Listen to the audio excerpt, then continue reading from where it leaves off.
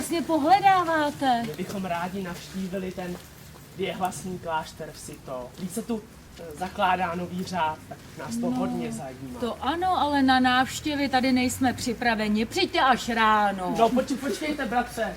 Já už s nima nechci být. Já už, prosím vás, vemte nás dovnitř. No počkej, mladíku, a ty jsi kdo? Já jsem Bernard. Bernard. A co jako si myslíš, jako návštěva, nebo pokud byste chtěli vstoupit do řádu, to by bylo něco jiného. To oni chtějí. Oni to teda ještě neví, ale chtějí to. No tak v tom případě pojďte dál. Večeři už jsme snědli, takže dostanete jídlo až ráno. Ale u nás si samozřejmě odpočinete. Tak pojďte.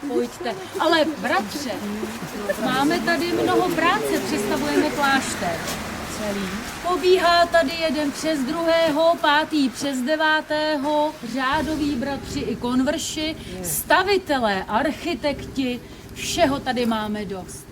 Ale Jídla ne. Jídla ne. No to víte, bratře, cisterciáci, utáhli jsme si opasky, takže jídlo máme v létě pouze 2krát denně. Ale v zimě je lepší? V zimě je hůř. To pouze 1krát. A myslel, že bychom počkali do zimy. Ale nevadí, zvyknete si, pojďte, já vás pustím a projdete naší svatyní, která je zasvěcená patronce našeho řádu, Panně Marii. Nožičky máte jistě prošoupané, ale i přesto si je ještě došoupejte na naší rohošce. Ale prosím vás, nezoufat. Já bych pak něco lidí.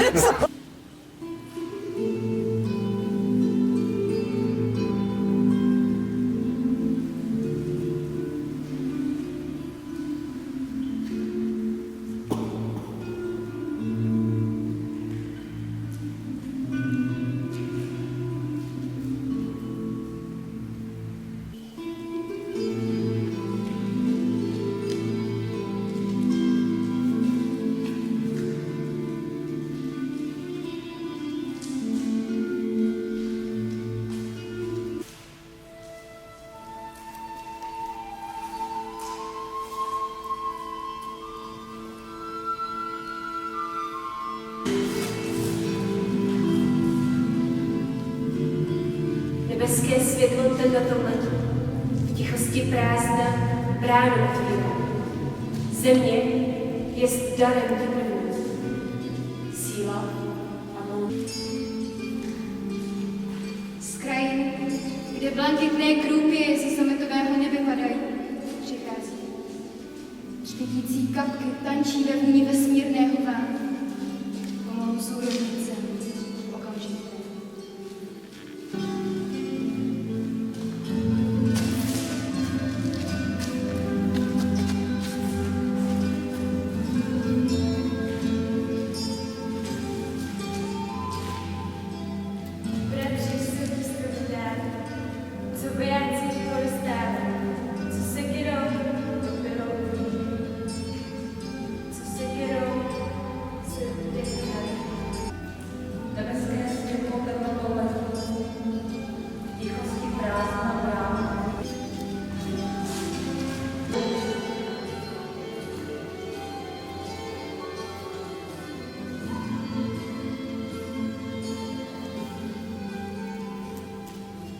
Kam ten spěch, mistře, kam ten spěch?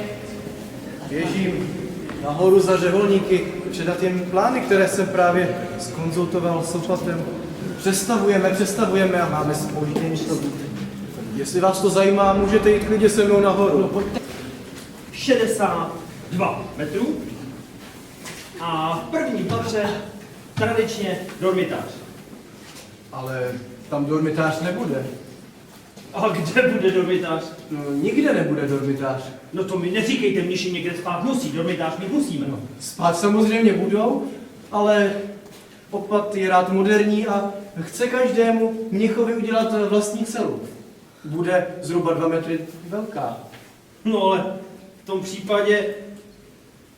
případě budeme muset změnit plány a zesílit základnovou desku a tyhle nosné stěny budeme muset také zesílit. No, samozřejmě. Tím pádem ale bude cena celé stavby nahoru.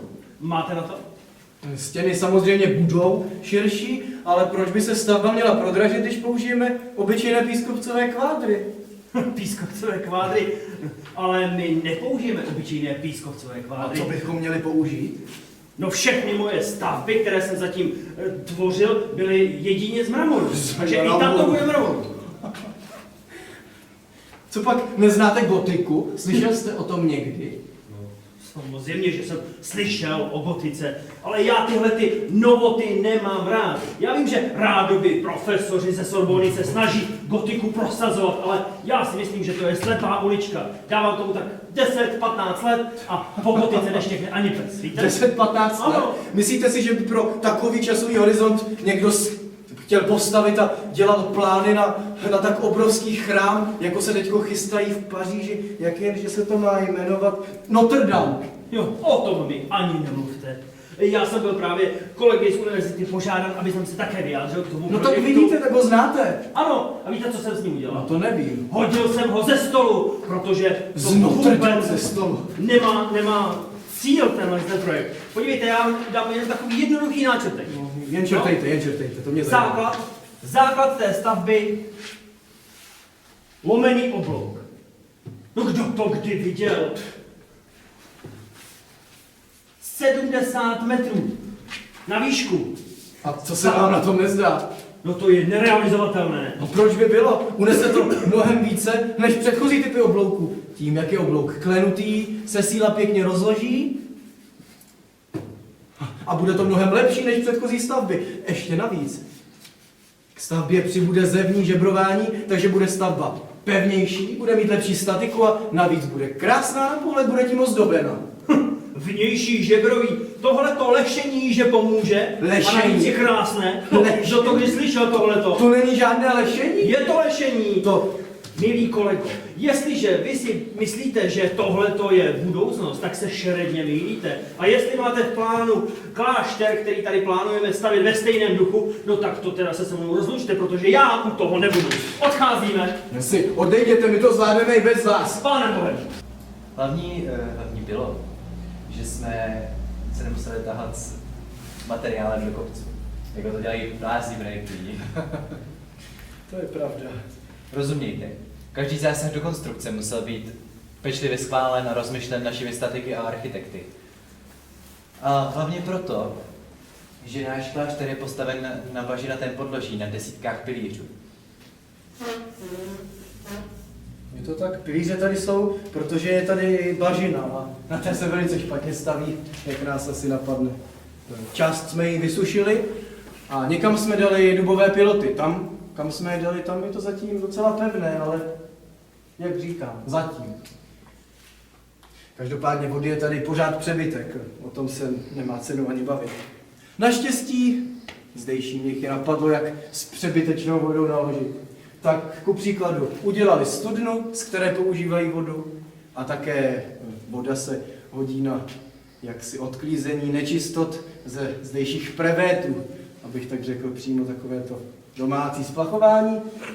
A k tomu třetímu způsobu, který ještě mám v hlavě, tak vám teď hned něco řeknu. To je můj vlastní nápad, jak využít vodu. Zde vidíte můj vlastní plán.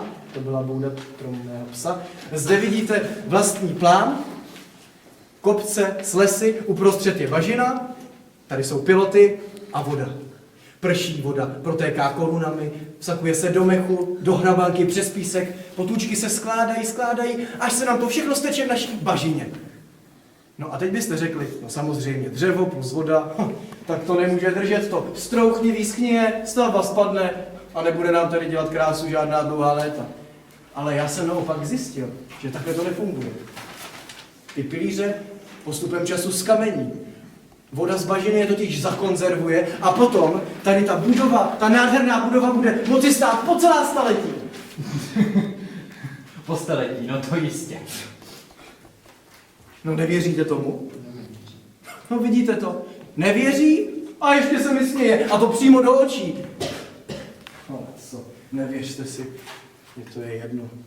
Já si zavolám kronikáře, ať pěkně zapíše všechny moje myšlenky, všechny moje metody s vodou. No uvidíme. Třeba se za nějakých 500 let objeví někdo geniálnější, kdo potom nám ukáže, jak se správně staví. No jo, ale to my dva už tady dávno nebudeme, mistře. Myslím si, že nikdo z nás tady už nebude.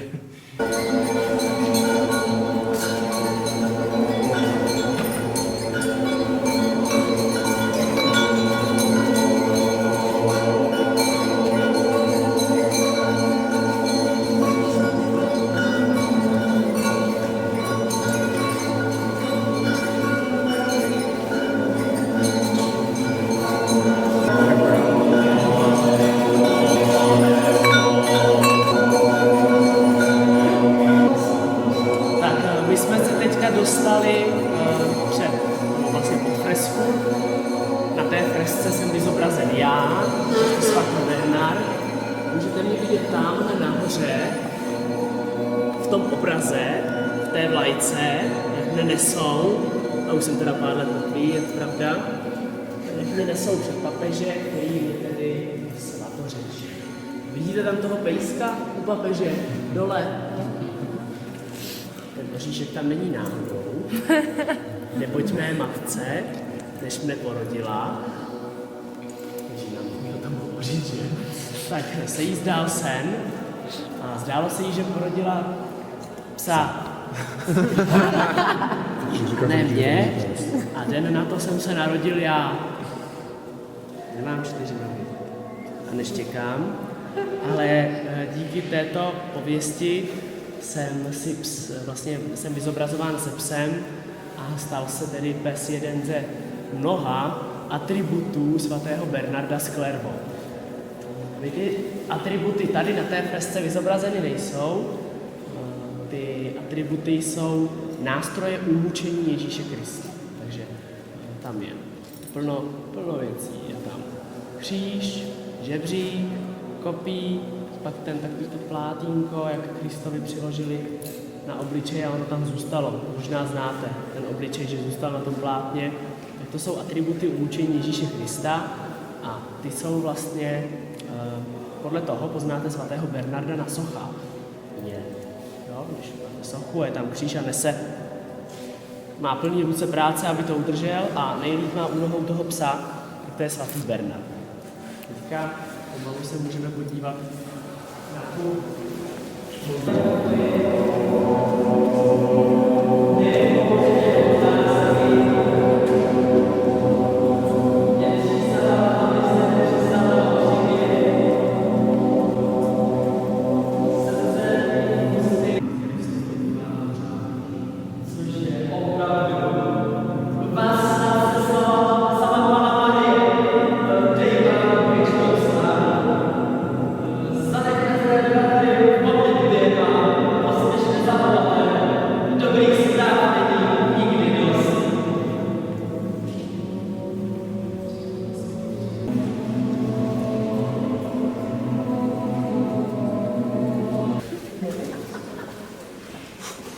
Nedokončili jsme tu pilotku o úpravě našeho řádu, že? A vás jenom poprosím, buďte tiše. Jak jste již říkal, pane Flate, je nutné založit nové kláštery, ať naše společenství roste. Musíme se rozšířit po celé Evropě.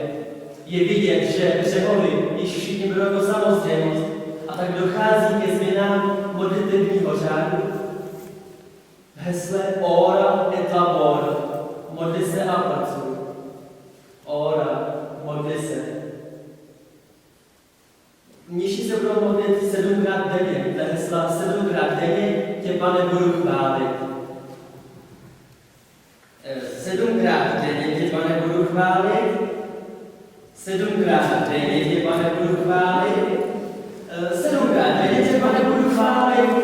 7krát denně tě, Pane, budu chválit. 7krát denně tě, Pane, budu chválit. 7krát denně tě, Pane, budu chválit. 2krát to budou velké hodinky, laudy ráno a večerní nešpory.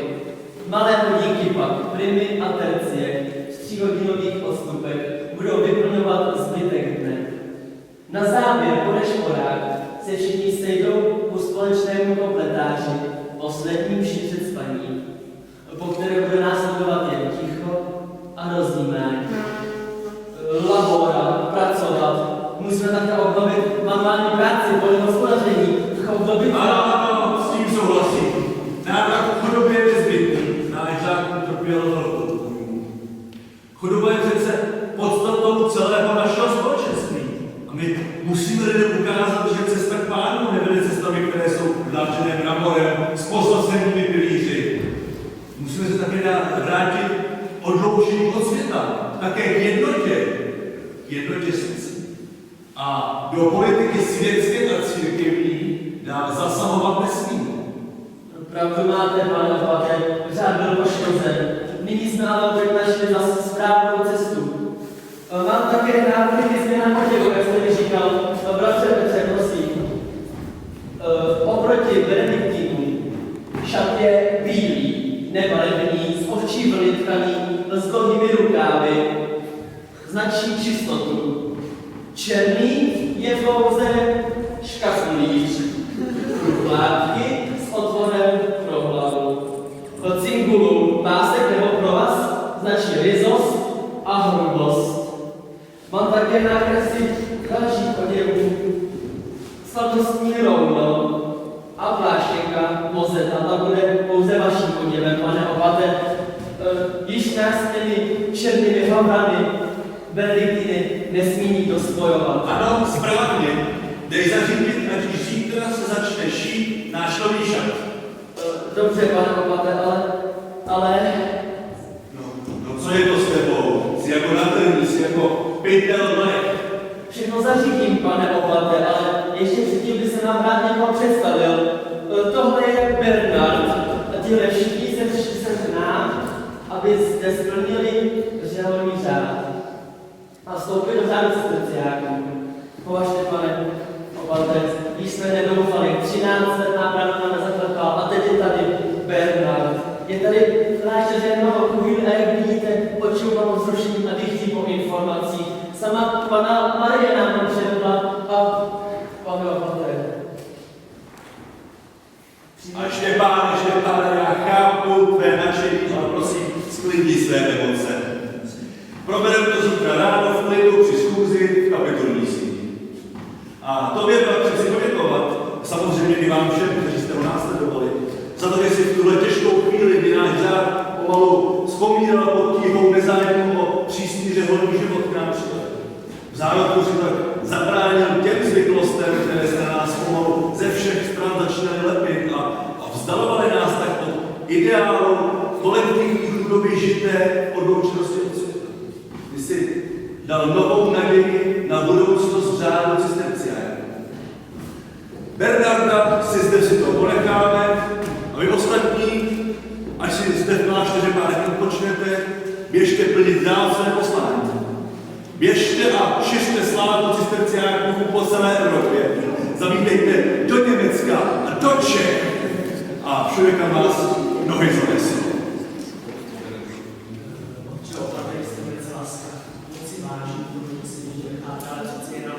Strávili jsme spolu několik dní na cestě a rád to s nimi Ale bez všeho, buďte s Bohem, bratři a sestry, Bůh s vámi.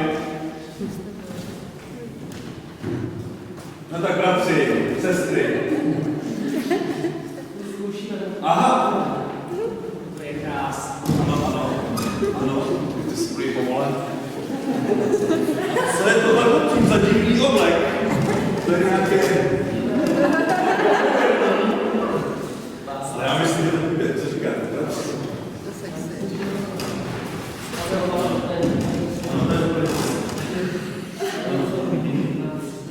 Já myslím, že možná trošku tu obu pozměníme, lehké sandálky a bude to úplně přesně. Cestu děkujeme. Šťastnou cestu, přátelé.